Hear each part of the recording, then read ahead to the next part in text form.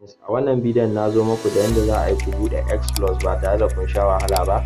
Crypto mining, yadda za ku fara mining.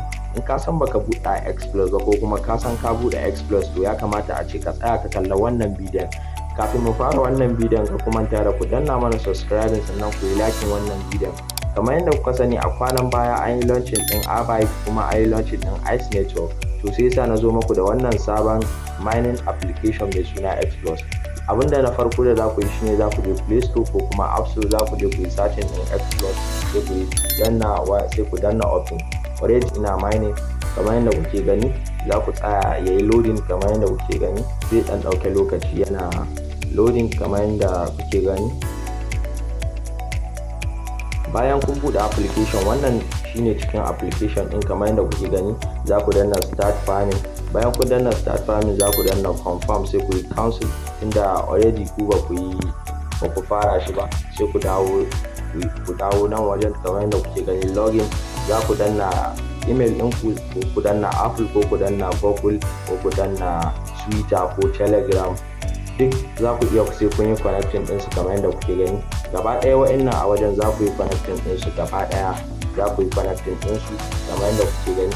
Sannan za ku zo wajen nan email inda aka rubuta wannan email nan site ɗin, za ka zo wajen da aka sa email, sai ka sa email ɗinka nan, za ka rubuta email ɗinka. In ka gama sai ka zo nan inda aka sa Apple, ka sa nan, sai ka zo kamar yadda kuke gani nan za ka iya sa Google, nan Google inda za ka yi continue da Google kenan. Ka gani wanda ku gani za ku iya continue da Google nan kuma da ke gani. Bayan kun yi connecting za ku ga ya nuno muku disconnect. Already yana nufin haka kun yi connecting. My account connect, kuna gani my connect account account inda kai connecting, inda nan farming, nan wajen ne, nan wajen shake ne inda za ku yi kama shaking din application din, za ga su nuno ma shake. Bayan ka yi shake zai nuno ma wajen mining, haka zai nuna ma mining kamar yadda kuke gani. wannan wajen da za ku zo ku yi buɗe wallet ne kamar yadda kuke gani. Nan wajen da za ku buɗe wallet ne.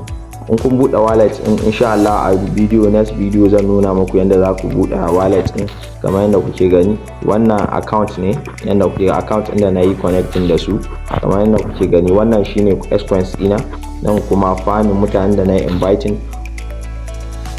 Masu buƙatan wannan link ɗin za ku iya duba link a description ɗina, za ku ga na sa muku link ɗin. Sannan ka kuma ta da ku yi danna mana subscribe sannan ku yi liking wannan bidiyon.